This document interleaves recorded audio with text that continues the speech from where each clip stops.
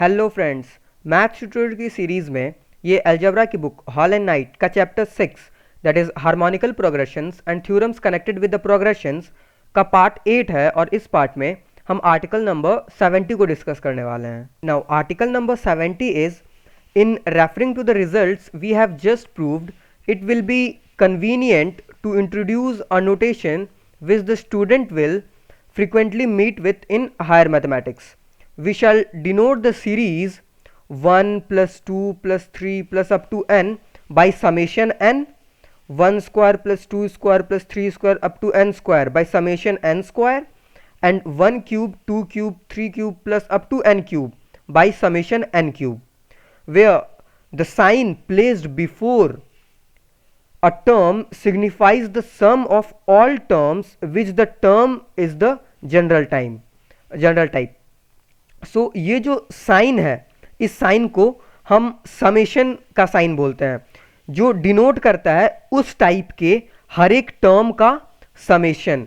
For example जैसे हमने यहाँ पर लिखा है समेशन n, तो n की वैल्यू 1 से लेकर के n तक के सारे वैल्यूज का समेशन है।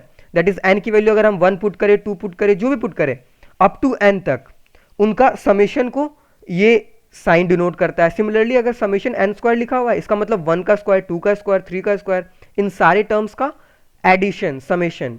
Similarly summation n cube represents 1 cube plus 2 cube plus 3 cube plus up to n cube. For example हमारे पास एक क्वेश्चन गिवन है यहाँ पर, जिसका nth टर्म मतलब हम बोल सकते हैं जनरल टर्म गिवन है। Sum to n terms of the series whose nth term is 2 to the power n minus 1 plus 8n cube minus 6n square। मतलब हमें सम फाइंड करना है एक सीरीज का जिसका nth टर्म गिवन है 2 to the power n minus 1 plus 8n cube minus 6n square। So let the sum be denoted by s। तो हमने जो भी इस सीरीज का सम होगा उसे s से डिनोट कर दिया। Now s will be equal to, जैसा अभी हमने सीखा कि 2 to the power n minus 1 का समीशन करेंगे, वेर n की वैल्यू 1 से लेकर के n तक जाएगी, तो इसके आगे समीशन का साइन लगा दिया, that is summation 2 to the power n minus 1।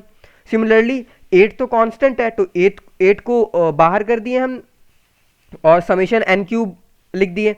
Similarly 6 constant है, तो 6 को समीशन वाली साइन से बाहर कर दिए और समीशन n स्क्वायर लिख दिए।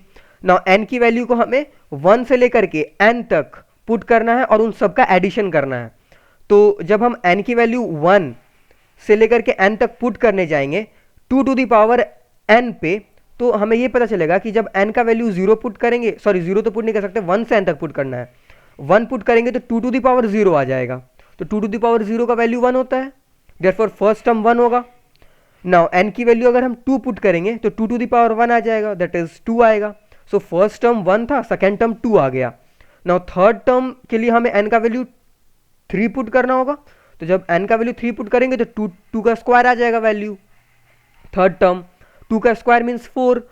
तो हमें ये पता चल रहा है कि जो सारे टर्म्स आएंगे वो जीपी में आएंगे जिसका कॉमन रेशियो 2 है।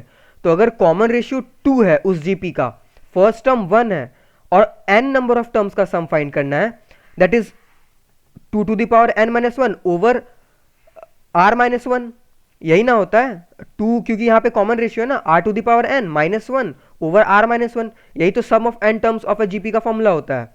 सिमिलरली n क्यूब का वैल्यू हम 1 2 3 ये सारे पुट करेंगे n क्यूब के प्लेस पर और सबका एडिशन करेंगे।